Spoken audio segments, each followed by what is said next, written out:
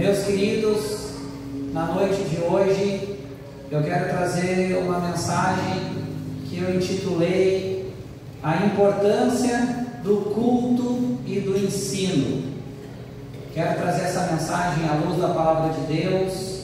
De imediato, quero estar fazendo leitura de um texto bíblico que se encontra em Esdras, capítulo 7, versículos 8 até o versículo 10, que diz o seguinte, a palavra do Senhor, na tradução que eu trago nessa noite, diz o seguinte a palavra de Deus: No primeiro dia do primeiro mês, ele saiu da Babilônia e chegou a Jerusalém no primeiro dia do quinto mês, porque a boa mão de seu Deus estava sobre ele, pois Esdras tinha decidido dedicar-se a estudar a lei do Senhor e a praticá-la e a ensinar os seus decretos e mandamentos aos israelitas. Palavra forte, palavra poderosa, palavra de Deus. Meus amados, é necessário contextualizar o contexto histórico que estava se passando essa passagem, para que depois nós venhamos a aprender, entender a aplicação, a explicação dessa mensagem. Quando Esdras escreve isso, quando é relatado na palavra de Deus esse texto, o contexto era o seguinte: nós sabemos pela palavra de Deus que Israel foi um grande reino, um povo escolhido por Deus para ter uma terra santa e para se tornar um reino. Sabemos pela palavra de Deus que isso se cumpre e eles tomam a terra de Canaã e instalam o reino de Israel. Sabemos que tem um período dos juízes, depois o período dos reis, e o reino de Israel ele foi unificado num reino só até o governo do rei Salomão. Depois que o rei Salomão ele vem a falecer, o reino foi dividido entre seus descendentes, e se cria então naquela região, naquela época, se eu estou falando acerca aí quando o rei Salomão morre, cerca de quase 3.000 anos atrás, quase 1.000 anos antes de Jesus, só para nós nos situarmos no tempo histórico. Então o rei Salomão morre nessa época e o reino é dividido, e começa a se chamar a parte do norte, o reino do norte, e depois o reino do sul. O reino do norte com a capital em Samaria, e o reino do sul com a capital em Jerusalém, também conhecido como reino de Judá.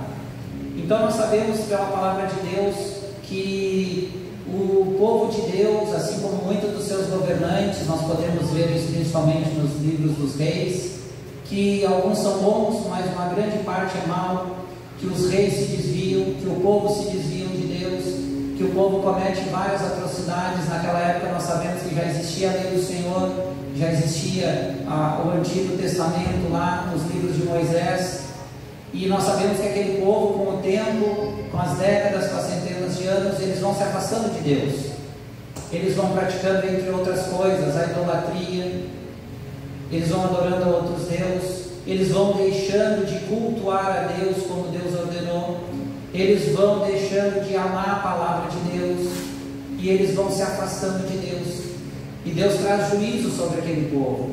E então Deus primeiro usa um povo estranho, os assírios, e cerca do ano 722 Deus usa os assírios para entrar no reino do norte, capturar o povo e levar no primeiro cativeiro assírio, e aquele povo fica cativo por muito tempo. O reino do sul ele persevera por algum tempo, por pouco mais de 100 anos, e também Deus traz juízo sobre eles. Eles tinham o exemplo do reino do norte, tinham visto o que tinha acontecido, Deus tinha dado mais um tempo para eles, eles seguem se desviando de Deus, praticando coisas que Deus não se agrada, e eles são capturados agora pelo Império Babilônico. Isso acontece cerca do ano 586 a.C. O reino do sul, então Judá, com a capital em Jerusalém, ele fica capturado e fica cerca de 70 anos neste cativeiro que nós chamamos de cativeiro babilônico. E depois Deus se compadece, como também profetizado, tanto as quedas quanto as restaurações foram profetizadas pelos profetas do Antigo Testamento, usados por Deus. eles começam um processo de regressar ao Reino do Sul. E esse regresso, depois de 70 anos de cativeiro, vem principalmente em 3 levas. A primeira leva com Zorobabel para reconstruir o templo, a segunda com Esdras para ensinar a lei, e a terceira com Neemias para reconstruir os muros. Na noite de hoje nós vamos ficar, dadas essas considerações históricas, para nós entender o que estava acontecendo, vocês vão ver ao longo da mensagem que é importantíssimo para entender. Nós vamos ficar aqui no contexto da missão de Esdras. Da missão de Esdras, que era muito importante. Porque o que ele ficou responsável? Nós lemos aqui, pelo culto e ensino. E ele se compromete no texto que nós lemos aqui em 3 coisas: em estudar a palavra de Deus, em praticar a palavra de Deus e ensinar a palavra de Deus. É esse compromisso que está no texto ali. Ele se compromete em estudar a lei do Senhor, em colocar em prática na vida dele a lei do Senhor e de ensinar para o povo a lei de Deus. Quando nós vamos para o livro de Neemias, nós vamos ver a continuação e como Esdras coloca isso em prática. Nada mais é aqui daquele plano dele de colocar em prática. Então, em Neemias capítulo 8, eu gostaria de estar fazendo a leitura primeiramente dos versículos 1 até o versículo 3 de Neemias, que é quando Esdras começa a colocar em prática aquilo que ele tinha se comprometido. Diz o seguinte a palavra de Deus, Neemias 8, do 1 ao 3. Quando chegou o 7º mês e os israelitas tinham se instalado em suas cidades, todo o povo juntou-se como se fosse um só homem na praça, em frente da porta das águas. Pediram ao escriba Esdras que trouxesse o livro da lei de Moisés, que o Senhor dera a Israel. Assim, no primeiro dia do 7º mês, o sacerdote Esdras trouxe a lei diante da assembleia, que era constituída de homens e mulheres e todos os que podiam entender. Ele leu em alta voz desde o raiar da manhã até o meio-dia, de frente para a praça, em frente da porta das águas, na presença dos homens, mulheres e outros que podiam entender. E todo o povo ouvia com atenção a leitura do livro da lei. Aleluia. Primeiro ponto aqui, amados: 2 meses se passaram aproximadamente entre o texto que nós lemos lá em Esdras e esse texto de Neemias, no contexto histórico. Cerca de 2 meses se passaram. Estes 2 meses foram o tempo necessário para que Esdras organizasse, para que o povo organizasse as coisas, para que eles pudessem começar a fazer os cultos. Então passa-se 2 meses, um período de readaptação, de organização, para que eles pudessem então começar a reorganizar o culto, a pregação da palavra de Deus. E nós vemos ali nesse contexto também que quando passa esse período, então se concretiza isso. Nós sabemos que tem as datas ali, tanto lá no outro texto quanto nesse. Esdras, ele pregava e o povo ouvia com atenção. Primeira coisa que chama a atenção, isso lá, a gente está falando há centenas, milhares de anos atrás, palavra de Deus, Esdras pregando e o povo ouvindo com atenção. Isso nos chama muito aos olhos. Outra coisa interessante é que nesse contexto aqui, vai o texto falar que ele começa do nascer do sol até o meio-dia, cerca de 4, 5 horas de pregação naquele contexto ali. Daqui a pouco alguém está esperando o professor Marco, então vai dizer agora que a nossa pregação está pouca, que nós temos que estar aqui das 8 até meia-noite, 1 hora da manhã. Não. Nós temos que entender, por isso que eu trouxe aquele contexto histórico, porque várias coisas se descortinam na palavra de Deus quando nós entendemos em que contexto imediato, histórico, ele está inserido. Nós entendemos aqui que aquele povo estava 70 anos sem fazer um culto a Deus na Terra Santa, sem ter liberdade religiosa. Aquele povo, ele estava 70 anos sem poder adorar livremente o Senhor, sem poder fazer um culto, ouvir uma pregação em uma praça pública, em um lugar público. A vontade, a sede da palavra de Deus daquele povo era tão grande que eles ficam do raiar do sol até o meio-dia, ouvindo com atenção, homens, mulheres e todos que pudessem entender. Olha a sede da palavra que aquele povo tinha. E olha a importância do momento da pregação. O pastor Paulo sempre brinca aqui, mas é uma brincadeira verdadeira. Na hora da palavra, na nossa igreja, ninguém caminha, ninguém toma água, ninguém vai no banheiro. Mas é uma dica, uma reverência ao que a palavra mesmo ensina. Aqui não precisou de falar, olha a sede daquelas pessoas pela palavra, olha a reverência daquelas pessoas pela palavra. E nós vamos ver aqui na sequência que essa reverência é muito maior. Neemias capítulo 8, os versos 4 até o 6 diz o seguinte, a continuação dessa história. O escriba Esdras estava numa plataforma elevada de madeira, construída para a ocasião. Ao seu lado, à direita, estavam Matias, Sema, Ananias, Urias, Hilquias e Maaseias. À esquerda estavam Pedaias, Misael, Malquias, Rassum, Rasbadana, Zacarias e Mesulão. Esdras abriu o livro diante de todo o povo, e este podia vê-lo, pois ele estava no lugar mais alto.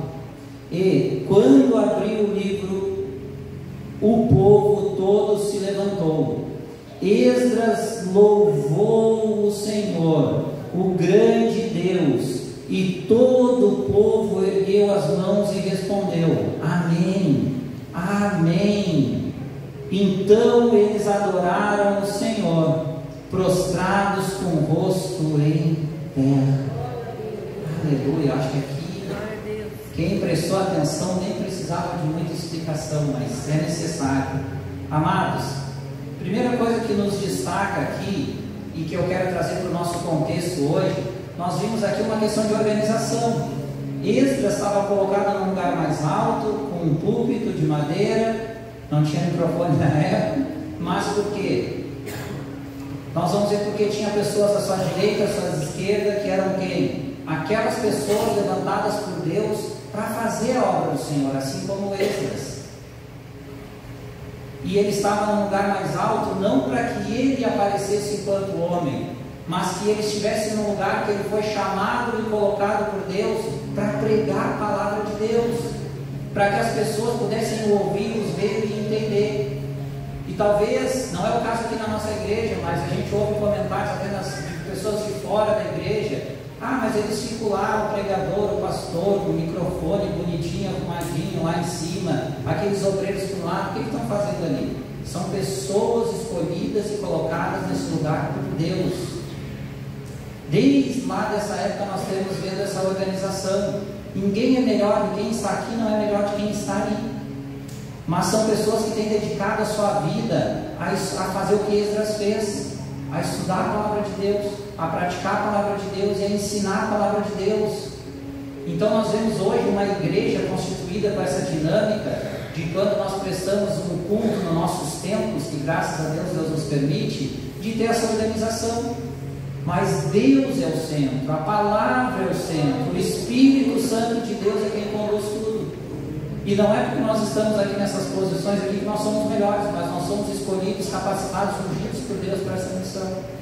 Essa missão gloriosa de ser os anunciadores, os arautos do Evangelho, os pregadores das boas novas. Assim como um dia Deus usou Esdras e esses homens. Aleluia. Amados, mais uma coisa que chama a atenção é a reverência à palavra de Deus. Veja aquele povo sedento, 70 anos sem fazer um culto, longe da sua terra natal, da terra santa.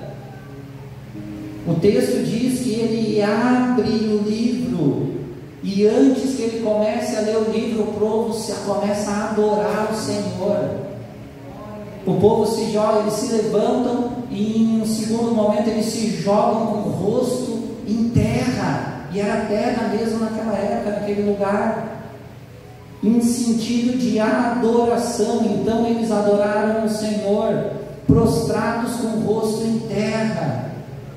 Qual era o motivo da adoração deles ali, pastor Marco?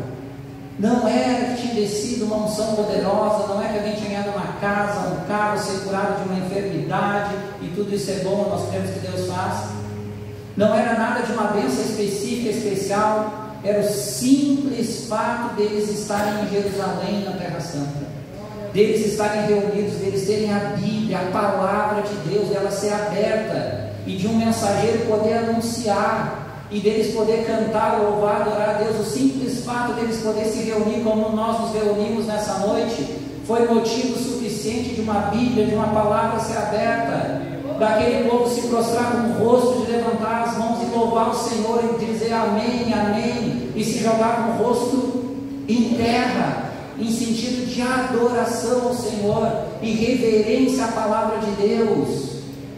Aleluia, que lição para nós, que lição para mim, porque muitas vezes a gente sabe a rotina, a correria do dia a dia, e às vezes meio que vir no culto, para prestar culto ao Senhor, às vezes até para algumas vezes a gente tem dificuldade de ver uma rotina, e faz parte da nossa vida, e glória a Deus faz parte da nossa vida, mas às vezes é difícil achar motivação, achar empenho, achar algo para nós entregar para Deus aqui. E nós temos essa oportunidade e essa liberdade. E muitas vezes quando a gente dá valor para as coisas, quando a gente perde, quando a gente não tem, que foi o caso desse povo, eles estavam sendo punidos por Deus por não valorizar o que eles tinham lá atrás. Aleluia! Não podemos esquecer e deixar para trás a importância de poder estarmos reunidos, cantando, louvando, coisa boa, o grupo hoje. E hoje eu senti a presença do Espírito Santo aqui nos louvores, na oração, e Deus desceu, e a gente pode, coisa boa quando a gente pode abrir, soltar nossa voz, chorar, erguer as mãos, cantar, adorar o Senhor. Que maravilha ter essa liberdade, ter essa segurança, esse tempo maravilhoso, essa estrutura. Aleluia! E a liberdade de poder ouvir a palavra de Deus. Mas essa história não acaba aqui, ela continua, amados. Versículos 7 e 8 continua dizendo o seguinte: os levitas Jesua, Bani, Serebias, Jamim, Acube, Sebatai, Rodias, Macias, Quelita, Azarias, Josabade, Hanã e Pelaías instruíram o povo na lei, e todos permaneceram ali, leram o livro da lei de Deus, interpretando-o e explicando-o, a fim de que o povo entendesse o que estava sendo lido. Vou pedir para deixar esse versículo aí, por gentileza. Os nomezinhos aqui quebra a gente, né? Mas faz parte. Irmãos, olha que coisa linda e maravilhosa. Eles então começam a pregar, e pregam. E a gente vai ver que a pregação deles está sustentada em 3 pilares que a gente pode trazer para os nossos dias de hoje, exatamente, e o Novo Testamento nós vamos ver mais para frente que comprova essas coisas. 3 coisas destacam: eles leram, eles interpretaram e eles explicaram para que o povo entendesse. Essa era a sequência. Então, primeira coisa que nós temos que fazer, e que eles fizeram lá nessa ocasião: ler. Primeiro verbo, são 3 verbos: ler. Ler o que? A história da carrochinha, a história de Sócrates, não. Ler o texto bíblico. A pregação é lugar de pregar a Bíblia, é lugar de pregar a palavra de Deus. Então não existe pregação num culto, em algum lugar que não tenha Bíblia. É qualquer outra coisa, mas num culto que não tem Bíblia, que não tem leitura de texto bíblico, não é pregação. Pode ser outra coisa, não estou dizendo que é errado, mas no culto não é pregação. Então eles leram o texto bíblico. O segundo verbo é explicar o contexto. Veja que a segunda coisa que eles fizeram foi interpretar e explicar. Então é necessário não só ler o texto bíblico, mas fazer uma explicação, interpretar em primeiro lugar, que é papel do pregador, e explicar. Então é isso que eles fizeram, e é isso que é o propósito da pregação. Vocês viram que no início da pregação eu trouxe aqui, por exemplo, um contexto histórico para nós entender melhor. É necessário ler o texto bíblico e explicar o texto bíblico, interpretar e explicar de acordo com o que a palavra ensina. Se não só ler o texto bíblico e às vezes, infelizmente, a gente vê as pessoas, alguns pregadores que leem o texto bíblico e falam de qualquer outra coisa, mas não falam daquele texto bíblico, não explicam aquele texto bíblico, levam para lá, levam para cá. Tem que ler o texto bíblico e tem que explicar o texto bíblico. E nós chegamos aqui no terceiro verbo, que é aplicar os ensinamentos para a nossa realidade. Do que adiantaria também eu ler o texto bíblico aqui, nós lermos os pregadores dos textos bíblicos, explicar o contexto lá e fechar a Bíblia. Beleza, eu aprendi, eu ouvi a leitura da palavra, é bom. Eu entendi o que aconteceu lá naquela época, é muito bom. Mas o que serve para mim hoje esse ensinamento? A gente ia sair daqui sem um entendimento para nós. Veja que ele diz que o povo, de forma a fim de que o povo entendesse o que estava sendo lido. Não é só ler e explicar, tem que ensinar, o povo tem que entender. E essa é a nossa tarefa quanto pregadores, e essa é a tarefa de quanto ouvintes, que nós somos também, os pregadores também são ouvintes, todo mundo são ouvintes. Nós temos que vir aqui com a expectativa que alguém leia a palavra, explique a palavra e aplique para os nossos dias. O que isso impacta para nós hoje? Qual é a lição que nós aprendemos com a mensagem que foi trazida hoje? É esse o propósito da pregação.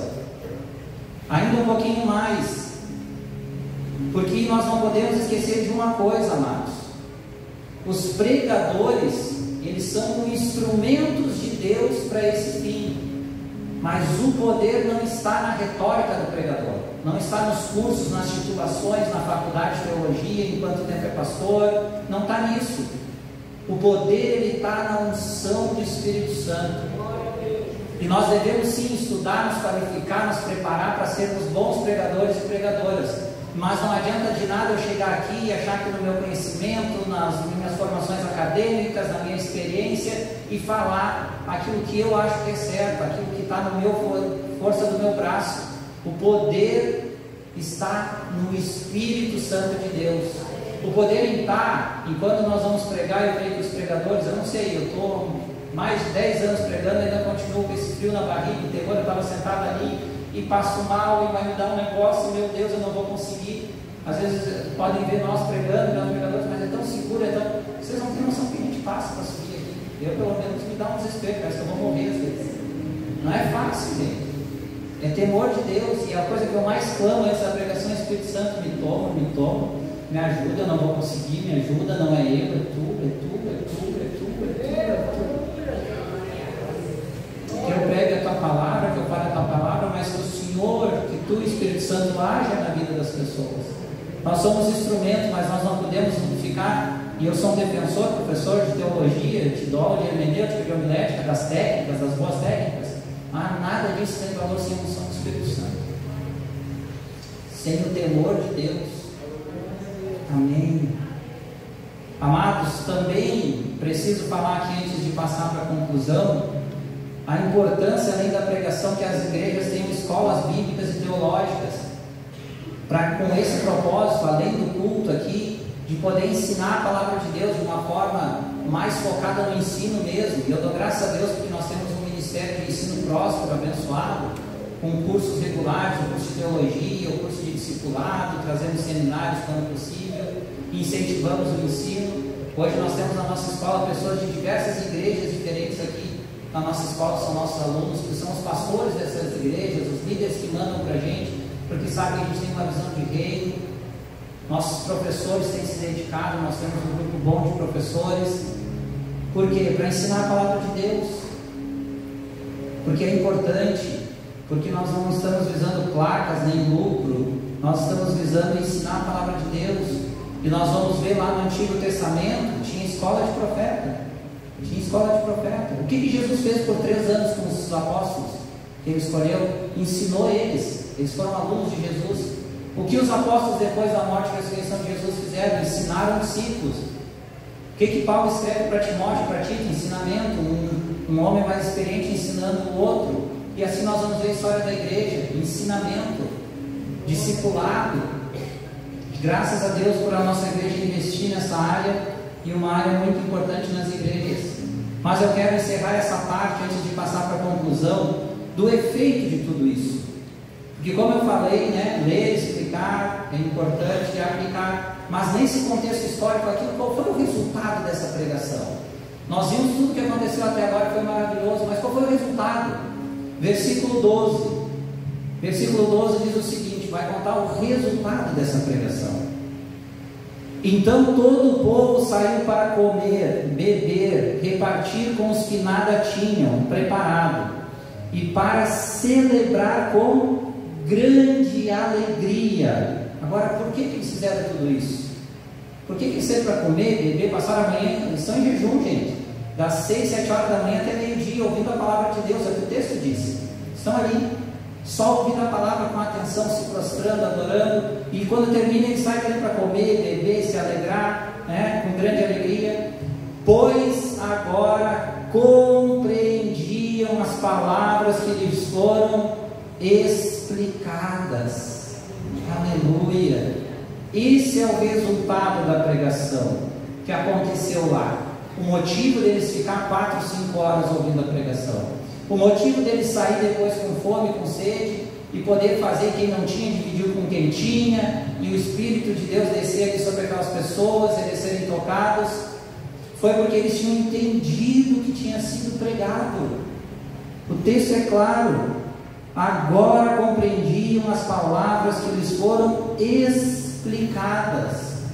Amados, quando a exposição da palavra de Deus é realizada com fidelidade, com compromisso, o resultado é satisfação e alegria dos ouvintes. Aleluia, satisfação e alegria. Esse é o resultado de uma boa pregação, uma pregação bíblica, cristocêntrica.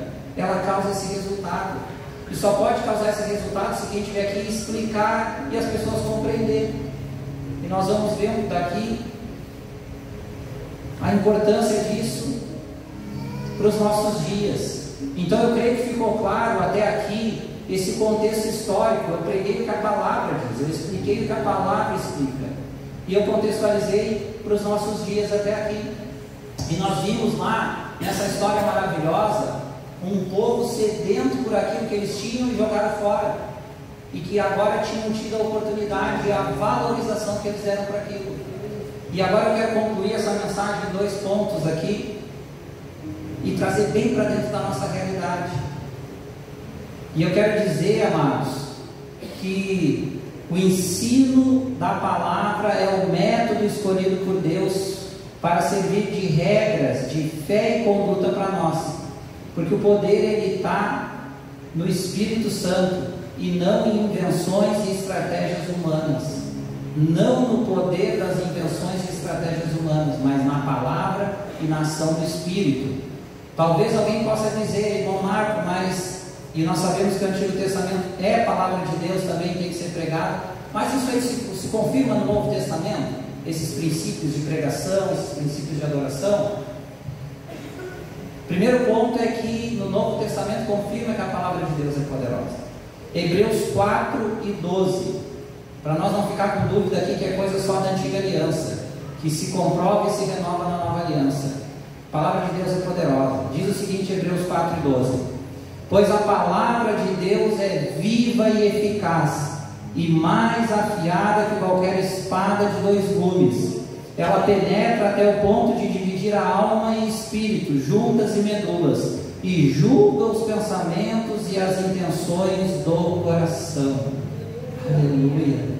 A palavra de Deus está lá no Novo Testamento, é viva e é eficaz, e ela é poderosa. A mesma palavra pregada por Esdras e seus companheiros lá há milhares de anos atrás, que causou aquele impacto tremendo e poderoso nos ouvintes, é poderosa para causar esse mesmo impacto e ter esse mesmo resultado em nós hoje. Aleluia! Ela é poderosa e eficaz. Segundo ponto, o que a gente deve esperar como deve ser uma pregação? Eu não estou aqui para dar aula de homilética e hermenêutica, mas de teologia bíblica prática. Creio que nós temos que nós, enquanto pregadores, temos que cumprir com a expectativa que Deus deposita sobre nós pela palavra. pelos contextos bíblicos. E eu quero ficar aqui que a pregação da palavra de Deus ela tem que ter esses 3 verbos: ler, explicar e aplicar a palavra de Deus. Isso também se confirma no Novo Testamento. 2 Timóteo 4, versículos 2 e 3. Paulo escrevendo para o seu discípulo, para o seu filho na fé, Timóteo: pregue a palavra, esteja preparado a tempo e fora de tempo, repreenda, corrija e exorte com toda a paciência e doutrina, pois virá o tempo em que não suportarão essa doutrina. Ao contrário, sentindo coceira nos ouvidos, juntarão mestres para si mesmos, segundo os seus próprios desejos. Então se confirma também no Novo Testamento que é ler, explicar e aplicar, é pregar a palavra, repreender, corrigir, exortar com paciência e doutrina.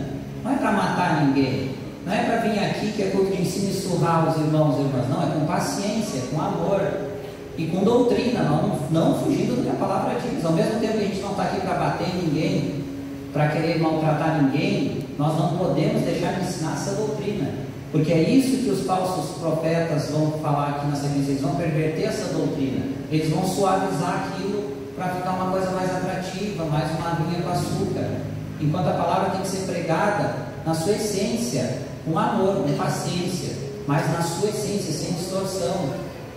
Aleluia. E hoje nós vivemos em tempo, graças a Deus, que aqui não. Aqui na nossa igreja nós temos orgulho, e um orgulho abençoado de termos bons pregadores e pregadoras comprometidos com a palavra de Deus. Mas nós sabemos que a realidade no mundo evangélico, principalmente hoje, não é só essa. Nós sabemos que essa palavra aqui se cumpre na história da igreja toda, em 2000 anos de cristianismo, mas se cumpre também nos nossos dias de hoje. Existe muito falso pregador, muito falso profeta, enfim, que a palavra nos exorta. Amados, eu já quero caminhar para o fim aqui, que o tempo está se esgotando, mas eu preciso trazer algumas considerações importantes. Eu vejo nesses exemplos de Esdras, de Jesus, dos outros profetas do Antigo Testamento, dos apóstolos, dos pregadores do Novo Testamento, e tem muita mensagem no Novo Testamento, essa regra básica de ler, explicar e aplicar de forma sucinta, trocando em miúdos, como a gente diz, essa regra básica. Sabe o que eu não vejo? É histeria. Sabe o que eu não vejo? É extravagância na pregação. Sabe o que eu não vejo, pastor Felipe? É estratégia humana para convencer as pessoas. Isso eu não acho. Se alguém achar, pode me mostrar. Daí, quem sabe eu revejo o meu conceito, muda alguma coisa, eu sou aberto a mudanças desde que estejam sustentados na palavra. A gente não vê isso. A gente vê o extraordinário de Deus. Isso é uma coisa. Mas Jesus, ele é simples nos ensinamentos. Os apóstolos, os profetas, eles são simples, eles são diretos nos ensinamentos. Quando o assunto é pregação, ensino, é para aprender. E hoje nós vemos, e eu quero falar antes de trazer essas considerações, que cada pregador ele tem um estilo e um método. E estilo e método não tem problema. Tem pregadores que falam mais baixo, que são mais contidos, ficam mais paradinhos. Tem outros, tipo a minha esposa, já é mais enérgica, já vai mais para lá, mais para cá, mais enfogueiradinha. Tem pregadores que aumentam às vezes um pouco o tom de voz em determinados momentos da pregação, que se circulam mais, que às vezes pedem moderadamente, gravem isso para o auditório, para o público interagir de alguma forma, isso também não é problema. Isso é estilo. E cada um tem seu método. Eu sou um pregador que prega a maioria das vezes que a gente chama de pregação expositiva. Pega uma porção maior da Bíblia e discorre, faz isso que eu fiz essa noite aqui, explica ela, enfim, faz tudo isso.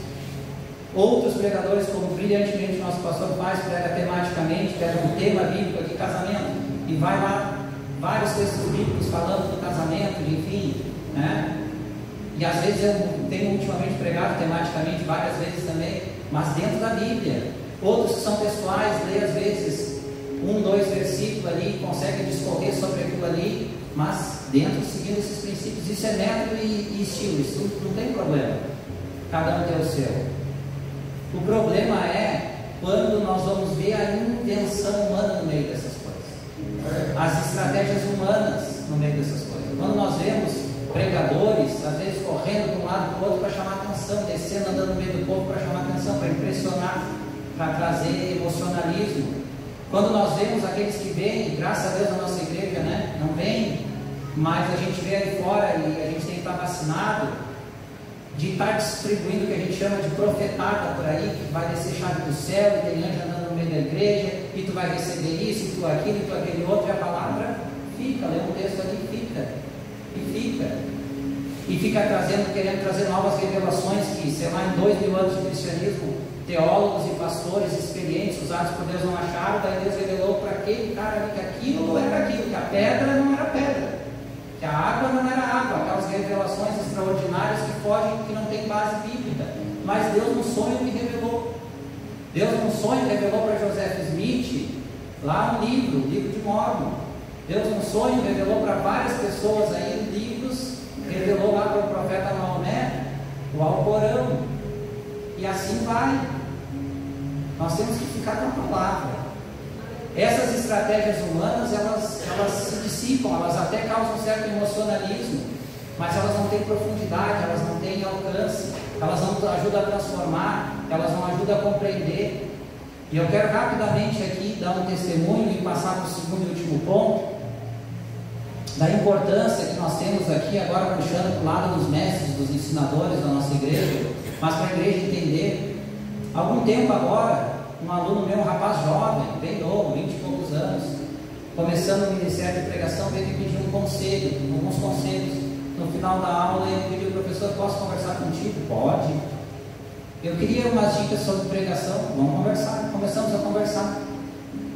E ele me disse, mais ou menos, entendi o que ele estava em dúvida. Eu disse para ele: eu disse, fazer umas perguntas.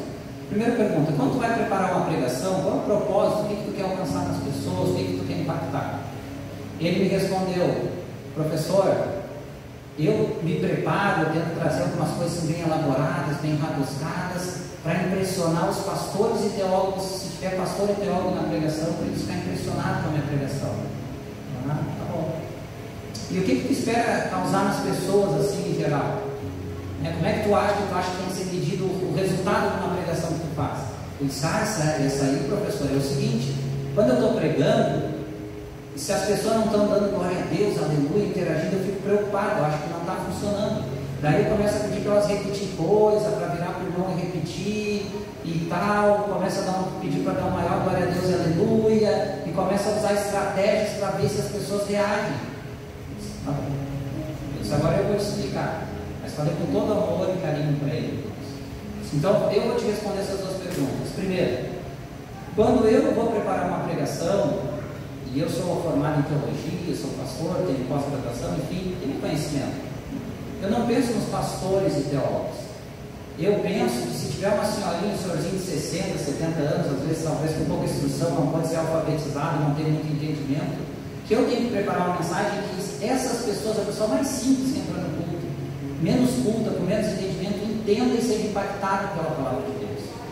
Porque se ela entender e for impactada, os pastores, os teólogos vão entender e vão ser impactados, porque o poder não está em mim, o poder está na palavra, porque o poder está na ação do Espírito Santo e não numa estratégia que eu vou usar durante a pregação.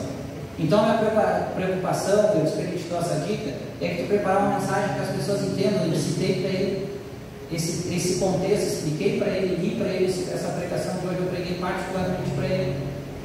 Então, se a pessoa mais simples entender for impactada, propósito alcançado, todo mundo vai entender. Minha preocupação é isso para ele, não é se as pessoas estão dando glória a Deus e aleluia. Muitas vezes eu prego e é um silêncio total, e eu dou glória a Deus e aleluia por isso, que as pessoas estão como vocês estão hoje, vidradas, concentradas, recebendo, entendendo. Eu estou fazendo aquilo que Esdras, que a palavra de Deus me ensina, que é ler, explicar e aplicar a palavra de Deus.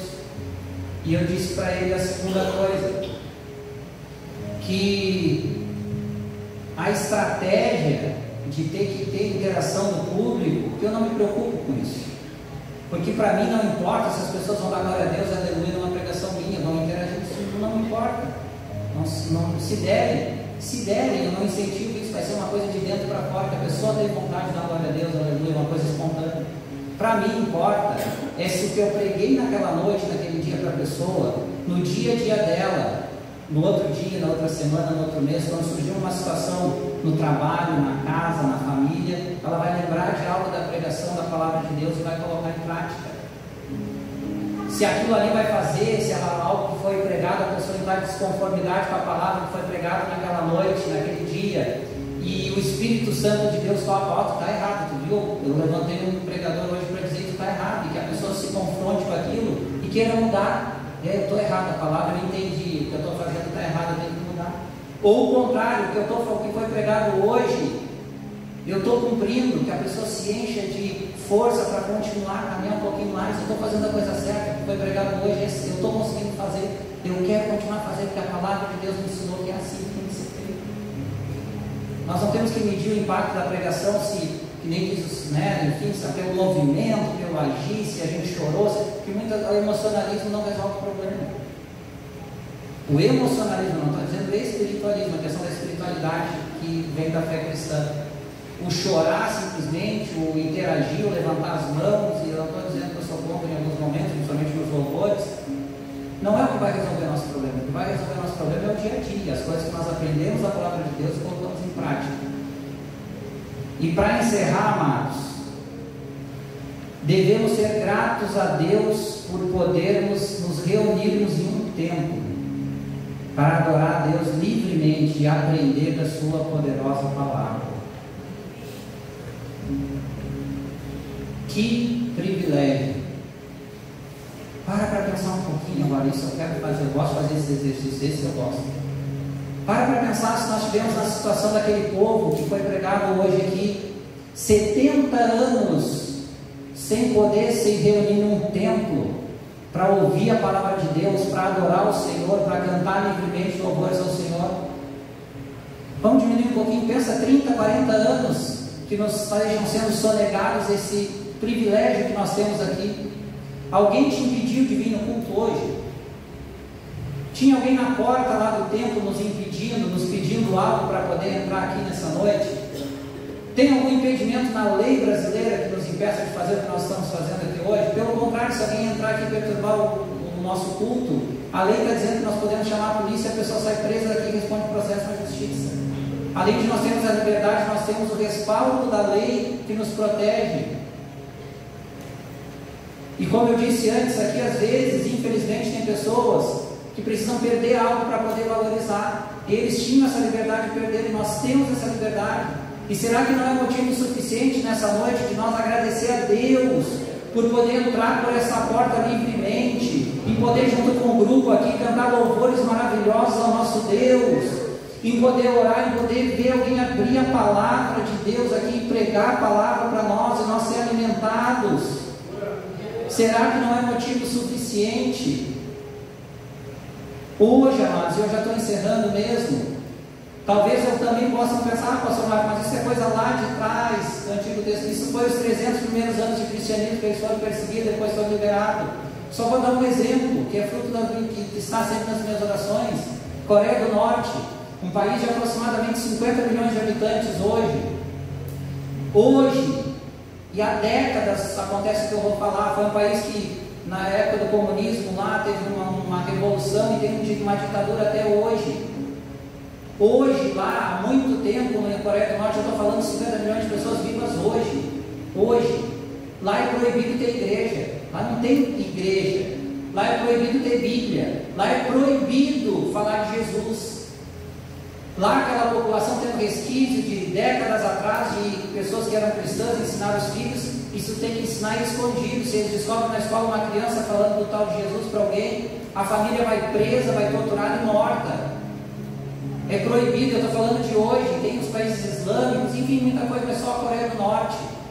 Hoje, vocês acham que os norte-coreanos têm a liberdade de sair de casa e fazer o que nós estamos fazendo aqui? Procurar uma igreja? Não existe igreja, não existe Bíblia, não existe palavra de Deus lá.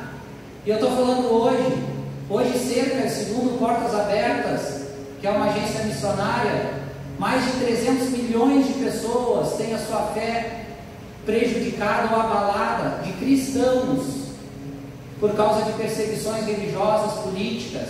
E eu estou falando hoje, 100 milhões a mais que a população toda brasileira.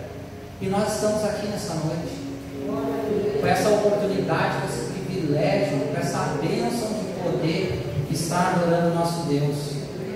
Quero convidar o grupo aqui já vou passar para o pastor. Mas, amados, uma coisa que eu não sou bom é de fazer apelo. Eu não sou bom mesmo. O pastor é bom, mas eu não sou bom.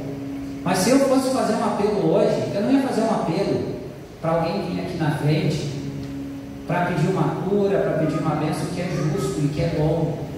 Eu iria fazer um apelo para alguém vir aqui na frente e dobrar e se prostrar como aqueles homens e aquelas mulheres, pelo simples fato de nós poder estar aqui hoje, de nós poder estar adorando o nosso Deus, de nós poder estar ouvindo a palavra de Deus, de nós ter acesso à palavra, de nós não ser a nossa liberdade restrita. E nem sempre a gente vem para o culto animado e disposto e tudo está bom. Muitas vezes eu mesmo, irmãos, não tenho vergonha de admitir, chego aqui no culto com a cabeça assim, principalmente por causa das coisas do serviço e tal, e esse ano mesmo, algumas vezes, algum tempo, e às vezes a gente quer se desligar e aquilo fica na minha cabeça. Esse ano eu tive uma experiência maravilhosa com Deus. Eu cheguei, eu encerro contando esse testemunho, porque eu não tenho vergonha de testemunhar, é para a glória de Deus. E eu cheguei aqui com problemas sérios no serviço, e aquilo na minha cabeça, eu vim aqui, os grupos cantando, adorando, e aquela presença de Deus, e eu nada, eu tentava, e aquela memória vinha, e aquilo eu não conseguia me desligar, e foi passando, e eu comecei a pedir perdão para Deus, e o que eu estou fazendo aqui? E foi passando, eu fui tentando me conectar com o culto a Deus e não conseguia, e aí chegou a hora da palavra, era o pastor que estava pregando, e o pastor naquela noite pregou uma palavra bem simples, bem objetiva sobre Jesus. Ele falou muito de Jesus. Durante a pregação, o Senhor me pegou, eu estava sentadinho ali, e eu tive que tirar o óculos, porque eu não conseguia mais parar de chorar compulsivamente. Ele não fez apelo nenhum, ele não falou nada, ele não mandou repetir nada. A palavra de Deus estava sendo pregada, estava se falando sobre o amor de Deus, sobre Jesus, e me pegou ali. E no final do culto, quando o pastor foi fazer o apelo, ele antes de terminar a frase, eu estava com meus joelhos dobrados aqui na frente, agradecendo a Deus pela oportunidade de estar aqui. Eu não pedi nada naquela noite, só me prostrei, chorei e agradeci, porque eu tinha a oportunidade de estar cultuando o Senhor. Mesmo em meio a dificuldades e problemas pessoais, eu podia ter ficado em casa, eu podia ter ficado com aquelas coisas em casa, eu fiquei por boa parte do culto aqui sem conseguir me conectar. Mas o Senhor me alcançou, a graça do Senhor, o amor de Deus me alcançou, eu fui renovado naquela noite. E no outro dia aquilo fez diferença na minha vida, porque a palavra foi pregada naquela noite pelo pastor, sem rodeio, sem estratégia humana. E eu pude me prostrar como aqueles homens há milhares de anos atrás, aos pés do Senhor, dobrar meus joelhos e chorar, e agradecer a Deus. Se alguém quiser fazer isso, pode fazer agora.